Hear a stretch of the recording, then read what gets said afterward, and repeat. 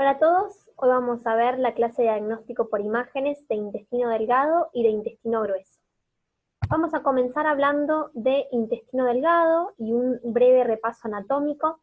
Recuerden que tiene de 3 a 5 metros de longitud y aproximadamente 3 centímetros de ancho. Está conformado por el duodeno, yeyuno e ilion.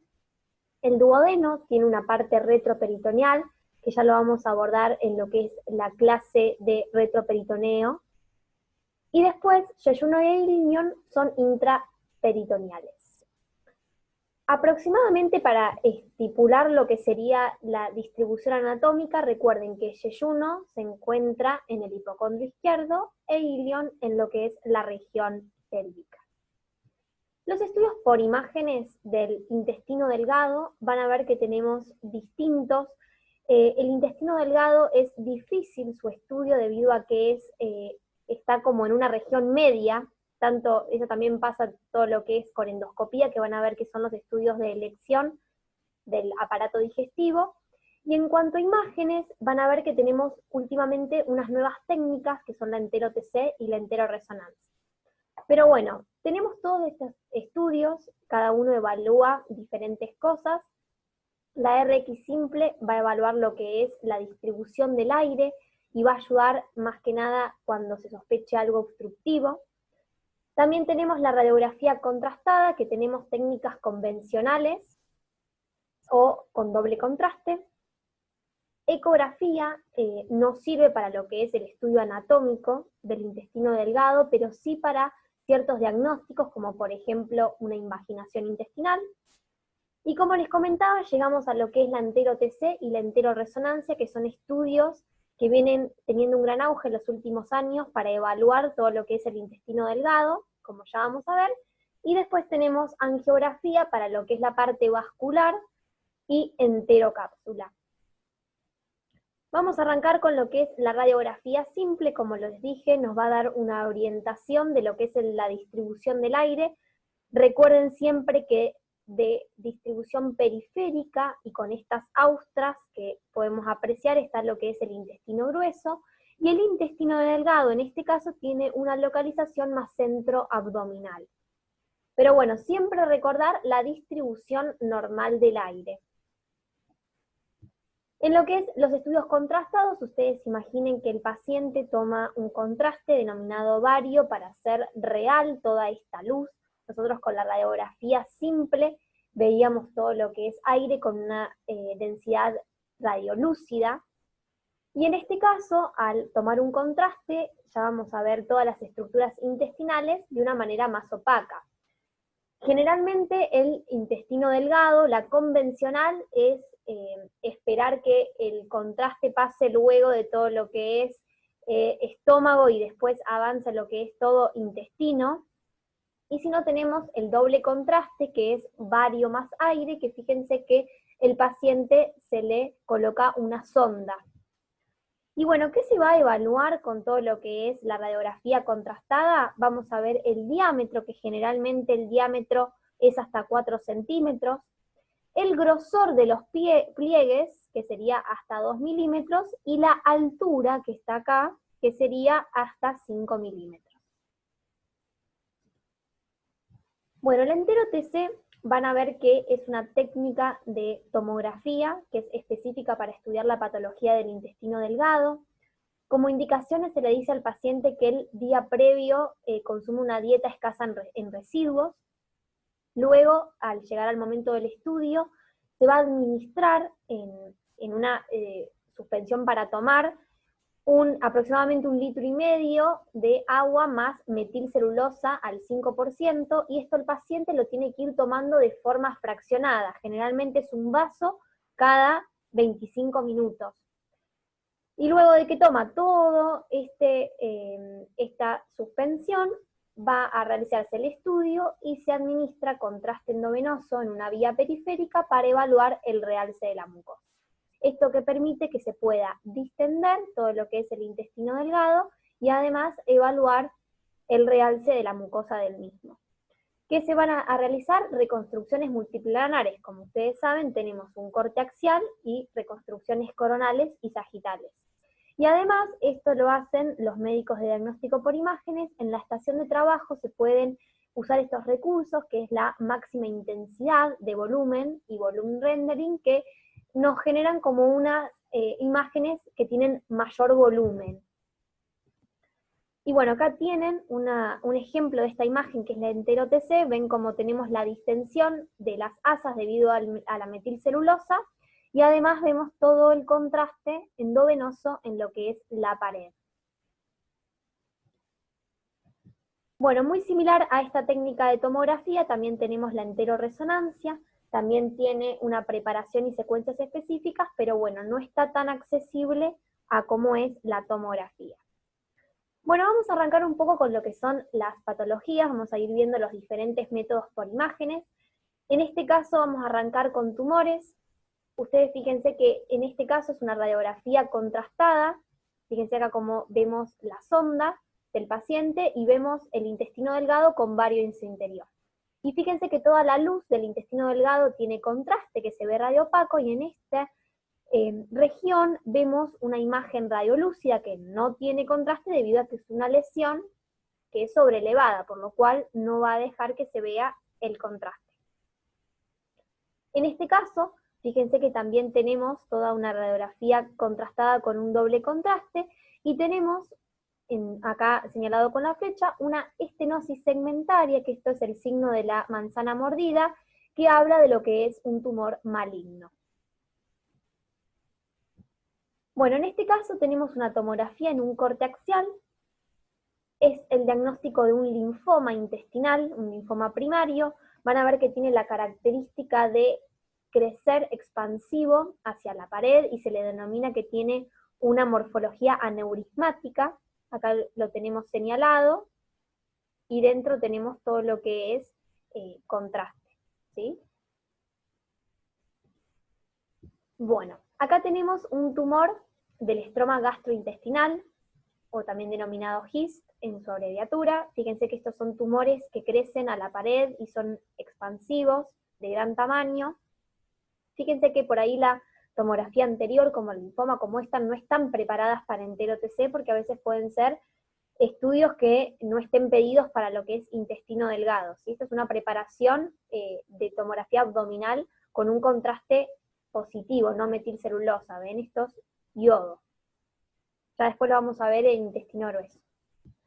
Acá tenemos un tumor carcinoide, que tenemos una masa mesentérica, el íntimo contacto también con asas intestinales, y genera una reacción desmoplásica en lo que es el mesenterio. Van a ver que acá tenemos una reconstrucción coronal, donde tenemos toda una masa mesentérica con calcificaciones, que es característico de las metástasis de un tumor carcinoide.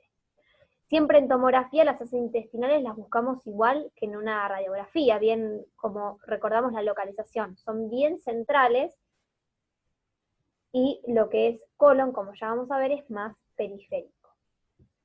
Bueno, llegamos a la parte de enfermedad inflamatoria intestinal. Hablando de intestino delgado vamos a hablar específicamente de Crohn.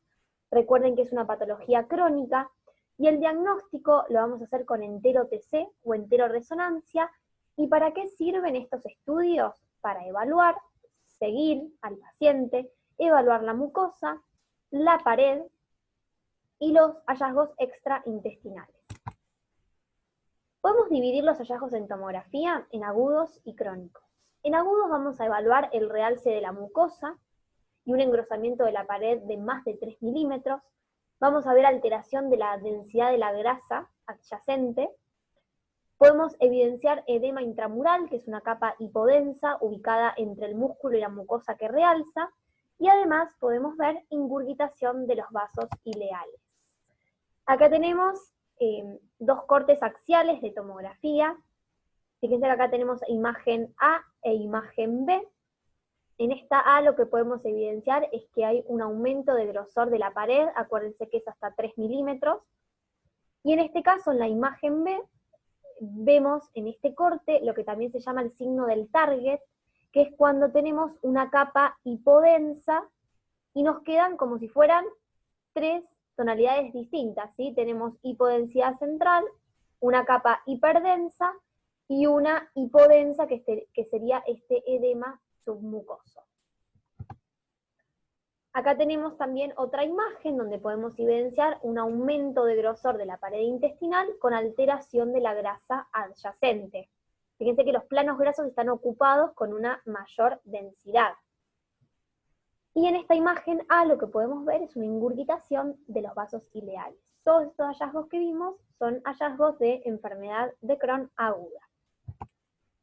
En el caso de enfermedad de Crohn crónica, lo que podemos evidenciar son depósitos de grasa que dan una apariencia a la pared trilaminar.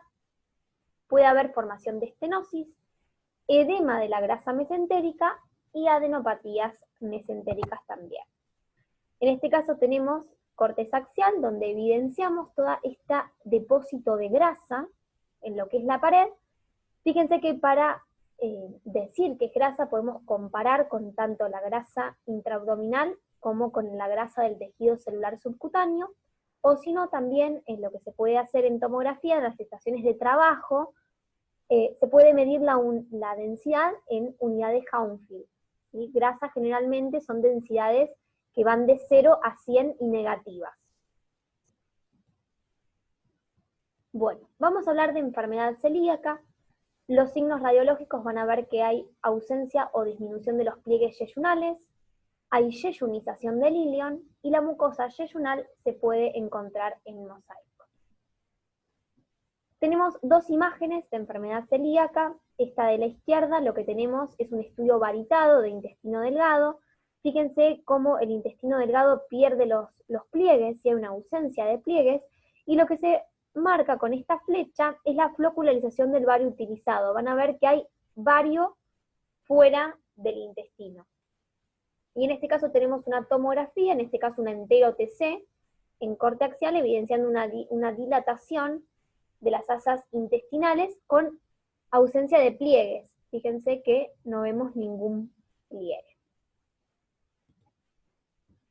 Bueno, patología obstructiva del intestino delgado. En una patología obstructiva ustedes van a ver que por ahí se comparte con lo que es intestino delgado, intestino grueso. Recuerden que en un abdomen obstructivo lo que vamos a ver son niveles, en lo que es la radiografía simple. Por eso siempre es importante recordar la distribución normal del aire. Generalmente en un abdomen agudo obstructivo las asas van a tener más de 2 centímetros y medio. Y vamos por imagen a poder evidenciar el cambio de calibre, el colapso de las asas, podemos ver causas, etiologías y evaluar las complicaciones, si hay algún sufrimiento de asa. Ustedes van a ver que hay un montón de causas de obstrucción del intestino delgado en específico que estamos hablando ahora. Puede haber intrínsecas, intraluminares o extrínsecas. Siempre recordar que bridas y hernias por ahí son las más frecuentes a pensar. Y bueno, como yo les comentaba, en la radiografía hay que recordar la distribución normal del aire. En este caso evidenciamos niveles, ¿sí? Y estos niveles tienen una diferencia de aproximadamente 2 centímetros entre los mismos, y tiene una localización centroabdominal. Aire periférico está normal, por lo cual acá esto es una obstrucción de intestino delgado. Es distinto a esta radiografía y a la siguiente, que es un cuadro más evolucionado de la misma persona, un paciente pediátrico, en la cual tienen dilatación tanto de asas intestinales, que son las centroabdominales, como las periféricas, que es el intestino grueso. En este caso es una obstrucción de intestino grueso. Pero para que recuerden y vean la diferencia, como también acá evidenciamos niveles. En este caso, la de intestino delgado son centrales. Y lo que pensamos son bridas, adherencias o hernias. Bueno, en un cuadro obstructivo, ¿para qué nos va a servir la tomografía? Generalmente lo que vamos a evaluar es el sitio del cambio de calibre, que esto le va a servir al cirujano. Y también evaluar la causa de esta obstrucción. Recuerden que en este caso, cómo preparar a un paciente que se tenga que hacer una tomografía de obstrucción, no le vamos a dar un contraste oral, ni negativo ni positivo. Negativo es, por ejemplo, agua, y positivo sería alguno iodado, ¿sí? No le vamos a dar porque el paciente en realidad, si está en un abdomen agudo obstructivo, no va a bajar este contraste. Y fíjense que con la misma dilatación del asa, ya vamos a tener un contraste en sí, porque vamos a tener líquido dentro que nos va a ayudar a ver. Sí, lo que va a ser necesario es el contraste endovenoso para ver el sufrimiento de las asas, para ver si captan bien las paredes y evaluar el sufrimiento de asa. En este caso, como estamos viendo, es una obstrucción de intestino delgado, donde vemos la dilatación de las asas y en este caso podemos evaluar la causa y el sitio del cambio de calibre. En este caso es un paciente que tenía una hernia complicada con una obstrucción intestinal. Siempre recuerden de buscar sitios de hernia. Bueno, vamos con invaginación intestinal. Invaginación intestinal seguramente es una patología que la han repasado en pediatría, pero bueno, también existe la invaginación intestinal del adulto. Generalmente las del niño son idiopáticas, aproximadamente virales, y en el adulto siempre tenemos que sospechar algo secundario, que haya algún tumor circundante. Bueno, la clínica van a ver que los niños es muy característica, es un dolor tipo cólico, con crisis de llanto, vómitos y las heces de jalea de groselias, y en el adulto por ahí la clínica es un poco más inespecífica. En los niños es iliocólica y en los adultos es más frecuente en intestino delgado. Bueno, invaginación intestinal y ecografía. Generalmente la vamos a pedir en los niños, ¿sí? Como tiene una pared fina de abdominal, se van a poder evidenciar estas alteraciones. Si lo vamos a evidenciar como una masa redondeada de 2 a 3 centímetros de diámetro en diana, o también signo de la diana o signo de la dona, donde se ven las distintas capas intestinales invaginadas. También lo que podemos ver en ecografía es buscar signos de sufrimiento intestinal, como puede ser líquido libre, asas dilatadas, aperistálticas y ausencia de vascularización con Doppler color, aunque por ahí esto no es tan específico y fácil de ver.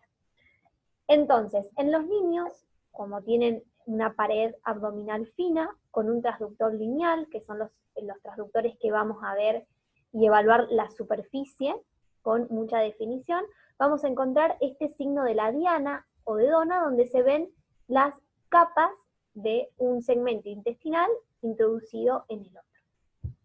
¿Dónde las vamos a buscar? Generalmente al lado del riñón derecho, porque son iliocólicas. Recuérdense que en los niños es más frecuente este lugar. Y bueno, en el caso de ser un adulto y no un niño, ahí sí se va a requerir una tomografía y no una ecografía, porque tenemos que evaluar y descartar que no haya una cabeza tumoral que esté generando esta invaginación. Como podemos ver en este caso, teníamos un tumor que generaba una invaginación. Bueno, vamos a pasar a lo que es intestino grueso. Un breve repaso anatómico. Recuerden, el colon tiene una longitud de hasta 1,5 metros, el diámetro es mayor que el intestino delgado, de 3 a 10 centímetros, y se va a dividir en ciego, apéndice, colon ascendente, colon transverso, colon descendente, colon sigmoides y recto. ¿Cuáles son las técnicas de estudio? Ustedes van a ver que la elección para lo que es el estudio del colon es la colonoscopía. Pero bueno, dentro de lo que es diagnóstico por imágenes, también tenemos diferentes técnicas, con cada una con diferentes indicaciones, también como vimos en intestino delgado. Podemos hacer una radiografía simple de abdomen, como habíamos visto en intestino delgado, vamos a ver la distribución normal del aire. Una radiografía contrastada, que en este caso es el colon por enema, y podemos también tomografía y resonancia. Entre estas dos, por ahí la resonancia no tiene tanta uso como si en intestino delgado, que es la enteroresonancia, pero sí se está utilizando para lo que es protocolo de estudio del cáncer de recto. Bueno, en radiografía simple de abdomen vamos a recordar la distribución normal del aire, en este caso el intestino grueso, como dijimos, tiene una distribución periférica y se van a evidenciar las austras. En este caso vamos a empezar a marcar desde la derecha del paciente, colon ascendente, transverso, descendente, sigma y recto. Siempre van a ver que la radiografía simple de abdomen la vamos a tener hasta la sínfisis pubiana. Bueno, en el caso del colon por enema, no así como el intestino delgado de poner una sonda, por lo que es nasogástrica, se pone una sonda por recto y se empieza a la insuflación de esta bolsa de contraste para ir tiñendo todo lo que es el colon.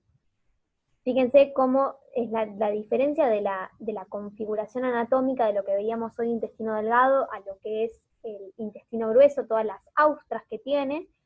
Y esto que se ve acá, que no tiene contraste, es la válvula iliocecal por ser sobreelevada. ¿Bien? Entonces recordar siempre que en la parte de ciego y colon ascendente tenemos lo que es la válvula iliocecal. Bueno, la tomografía para estudiar intestino grueso. Van a ver que tenemos dos tipos de contrastes, que hoy ya algo les mencioné. Hay contraste positivo, esto significa que es un contraste hiperdenso o blanco, que ustedes lo van a ver, que es un contraste oral que se toma 2 a 6 horas antes del estudio, o si no, también podemos estudiarlo con contraste negativo, que sería dar al paciente agua. En este caso, como es negativo, no se va a ver hiperdenso, se va a ver hipodenso, entre gris vendría a ser. Esto a veces depende del centro y el médico informante. No hay algún consenso que diga uno u el otro, salvo indicaciones específicas. También se va a dar contraste endovenoso por vía periférica para evaluar todo lo que es lo extracolónico, que esto es la cantidad de contraste que tiene la jeringa de contraste. A veces se tiene que considerar la administración transrectal, como por ejemplo si hay un tumor de recto y no pasa el contenido, se puede llegar a inyectar contraste mediante el recto con una jeringa. Y los espesores de corte son entre 5 y 8 milímetros. Bueno, en este caso tenemos cortes axiales de tomografía. Van a ver que este paciente tiene un contraste oral positivo. Ven cómo tenemos la luz de las estructuras intestinales que son blancas. Este es un contraste oral iodado. Y van a ver cómo el intestino grueso tiene una localización periférica y el intestino delgado tiene una localización central. Fíjense la característica que tiene el intestino grueso en tener austras. Y bueno, en este caso, fíjense que estamos en un axial, esto es la derecha, y esto es la izquierda, por lo cual esto sería colon ascendente y esto sería colon descendente. Bueno, en este caso, fíjense que este paciente no tiene un contraste oral, fíjense que tiene negativo. Y bueno, en este caso tenemos marcado lo que es colon ascendente, en esta parte tenemos el ángulo hepático, transverso, que acá no lo seguimos más, esto es porque como los cortes y las reconstrucciones van avanzando de cortes, puede ser que no vemos todo el colon en un mismo corte, lo tenemos que ir buscando. Fíjense en esta imagen que está acá, como acá vamos con el ángulo esplénico y termina el transverso, descendente, sigma, y nos faltaría otro corte más para ver lo que es el recto. Pero recuerden siempre que tiene una disposición periférica, así como veían también en la radiografía simple. Vamos a empezar a ver lo que es patología. Vamos a arrancar por la apendicitis, que es una inflamación aguda por una obstrucción luminal y una sobreinfección. ¿Qué hallazgos vamos a tener por imágenes? Vamos a tener un apéndice dilatado, que generalmente se mide el diámetro transverso, que va a ser mayor a 7 milímetros. Va a haber alteración de los planos grasos y a veces se puede encontrar el apendicolito. Bueno, en este caso tenemos una ecografía, también como vimos hoy en Imaginación es un transductor lineal que nos permite evaluar la superficie. Acá lo que podemos encontrar es una estructura tubular en fosa ilíaca derecha, la cual si uno mide este diámetro transverso va a ser mayor a 7, ¿sí? Está agrandado el apéndice. Recuerden que la ecografía en la apendicitis a veces no es para descartar apendicitis por sí. Recuerden que, como esto es un abdomen agudo inflamatorio, puede haber hilio regional y si hay aire, no es amigo de la ecografía el aire, ¿sí? Entonces puede no verse el apéndice y Y no es para eso la ecografía. La ecografía generalmente uno la pide para las mujeres descartar que el dolor en fosa ilíaca derecha no sea algo ginecológico, por ejemplo, ¿sí? Pero no es específicamente para diagnosticar apendicitis. Puede verse como no verse. Para que les quede entonces en resumen, si por ecografía no se ve apendicitis, no quiere decir que no lo tenga, porque por el aire regional puede no verse. La tomografía obviamente es la elección para lo que es estudiar la apendicitis. Acá en este caso vemos también una estructura tubular en fosa ilíaca derecha, que tiene un diámetro transverso mayor a 7, alteración de la grasa adyacente, y en este caso tenemos una imagen hiperdensa, blanca en su interior, que corresponde a apendicolitis. En este caso tenemos una reconstrucción coronal del mismo paciente, fíjense la estructura tubular, que es el apéndice, que está dilatado y con apendicolitos en su interior. Fíjense la alteración de la grasa de los planos grasos adyacentes. Bueno, vamos a hablar un poco de divertículos, diverticulosis y diverticulitis. Bueno, van a ver que la presencia de divertículos en sí va a hablar de una diverticulosis, pero no siempre quiere decir que estén inflamados. Generalmente ustedes cuando vean divertículos vamos a ver en el colon múltiples saculaciones que van hacia afuera de la pared. En cambio, cuando hay una diverticulitis, vamos a tener inflamación. Vamos a tener las saculaciones, que son los divertículos, más alteración de los planos grasos adyacentes. Y ahí estamos hablando de una diverticulitis. Una vez que evidenciamos una diverticulitis, puede ser que esté complicada o no. ¿Qué sería que esté complicada? Por ejemplo, que haya un absceso, que esté perforada, o que haya una fístula, por ejemplo. ¿Y cuáles son los hallazgos de una diverticulitis? Como les dije, puede haber un engrosamiento parietal del colon, aumento de los planos grasos adyacentes, y si es complicada puede haber abscesos. En este caso, fíjense que es una diverticulitis, porque tenemos un engrosamiento de la pared del colon, y estas son las saculaciones. Fíjense como estructuras redondeadas que dependen de la pared, estos son los divertículos. Y en este caso, con la flecha amarilla, evidenciamos una alteración de los planos grasos adyacentes. En este caso, nuevamente, fíjense que tiene una alteración, un engrosamiento de lo que es la pared del colon, alteración de los planos grasos adyacentes, y en este caso está marcada una imagen que tiene un nivel hidroaéreo, y fíjense cómo capta de manera periférica, en este caso es un absceso, o sea, es una diverticulitis complicada. Bueno, vamos a hablar ahora de colitis ulcerosa. Hoy hablamos un poco de Crohn, pero bueno, recuerden que colitis ulcerosa tiene predilección por lo que es la parte de colon y recto, por eso la abordamos en lo que es intestino grueso. Y puede ser entonces una inflamación crónica, idiopática y difusa que involucra la mucosa y submucosa colorectal. ¿Qué hallazgos podemos tener?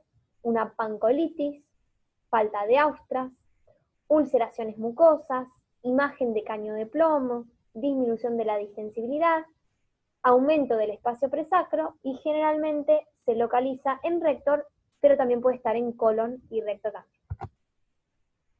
Esto recuerden que es un signo característico de la colitis ulcerosa, que es el signo de la cuerda. Fíjense cómo la morfología que tiene toda la parte de recto en este caso y sigma. Bueno, vamos a pasar a colitis pseudomembranosa. Es una inflamación aguda por la toxina del germen Clostridium difficile. En la tomografía lo que vamos a ver es una afectación segmentaria extensa con franco edema de la submucosa. Tenemos lo que se llama el signo del acordeón y también lo tenemos al target sign, que se acuerdan que lo habíamos visto en Crohn como un edema de la submucosa. Recuerden que algunos signos no son específicos y patognomónicos de una sola patología, sino que pueden aparecer en distintas. La colitis pseudomembranosa puede tener una localización de pancolitis o solamente el recto y sigma. Y fíjense que en este caso es el signo del acordeón. Ven cómo se evidencia una importante edema de la submucosa, y en este caso estamos hablando de una pancolitis, y en este caso pueden ver cómo tiene un target sign también. Bueno, puede haber también una colitis infecciosa, que en este caso vamos a tener como un engrosamiento de la pared difuso, no tan segmentario, con alteración de los planos grasos. Obviamente vamos a tener una clínica compatible, va a ser un paciente que tenga glóbulos blancos altos, va a tener fiebre, y siempre cuando tenemos una colitis infecciosa, lo que hay que hacer diagnóstico diferencial con que sea algo tumoral. Pero bueno, el engrosamiento de las colitis infecciosas generalmente son más difusos y de los tumores son más segmentarios, no son tan difusos, pero bueno, siempre hay que hacer el diagnóstico diferencial. Bueno, acá llegamos a lo que es carcinoma de colon. Acá les puse por ahí las localizaciones más frecuentes. Recto y sigma o recto y sigma son las más frecuentes. Y los hallazgos en tomografía, como les decía anteriormente, vamos a tener un engrosamiento parietal, pero va a ser segmentario, de un segmento solo, no tan difuso como las patologías inflamatorias que vimos antes. Sí, también vamos a tener una alteración de los planos grasos adyacentes y podemos encontrar, por ejemplo, metástasis a distancia, como por ejemplo, lo más frecuente es encontrar metástasis hepáticas. En este caso, les puse un caso de colon por enema, donde vemos una estenosis segmentaria, que es el signo de la manzana mordida. ¿Se acuerdan que también lo vimos en tumores malignos del intestino delgado? Y bueno, en este caso tenemos una tomografía con corte axial y que estamos señalando una estenosis segmentaria con alteración de los planos grasos adyacentes. Por eso siempre lo que le digo es importante ver la clínica del paciente y la extensión. Si es algo segmentario, focal, pensamos algo más tumoral, y si es algo más difuso, como vimos anteriormente, pensamos más algo inflamatorio e infeccioso. Bueno, otra patología para abordar es el vólvulo de sigma. Ella es una torsión del sigma sobre el eje mesentérico. Vamos a evidenciar una distensión aérea proximal y vamos a encontrar el recto colapsado. Los signos radiológicos son el grano de café, el pico de ave y el remolino, que los vamos a ir viendo de a poco. Bueno, acá lo que podemos evidenciar, esto es una radiografía simple de abdomen. Fíjense que en primer lugar tenemos una mala distribución del aire.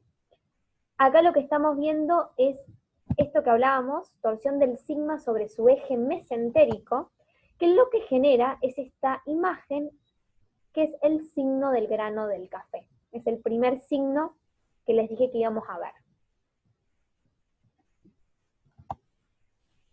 Bueno, acá tenemos tomografías, a la izquierda tenemos un corte axial y a la derecha tenemos una reconstrucción coronal. Lo que van a ver es que hay una dilatación porque está esta torsión del vólvulo de sigma, y lo que genera toda esta volvulación es el signo de remolino. Los vasos y planos grasos del mesenterio se arremolinan, entonces van a ver que tienen esta disposición por presentar un vólvulo de sigma. Y bueno, por último, el último signo que vamos a evidenciar es este pico de ave. En este caso es un estudio contrastado donde se evidencia el pico de ave. Bueno, esta es una tomografía de un paciente que tiene vólvulo de sigma y lo que podemos evidenciar es lo que yo les puse acá, el recto colapsado. Había un vólvulo de sigma y por debajo una ausencia así de aire o un recto colapsado. Bueno, terminamos con la parte de intestino delgado y grueso. Espero que les haya gustado y cualquier duda me consultan.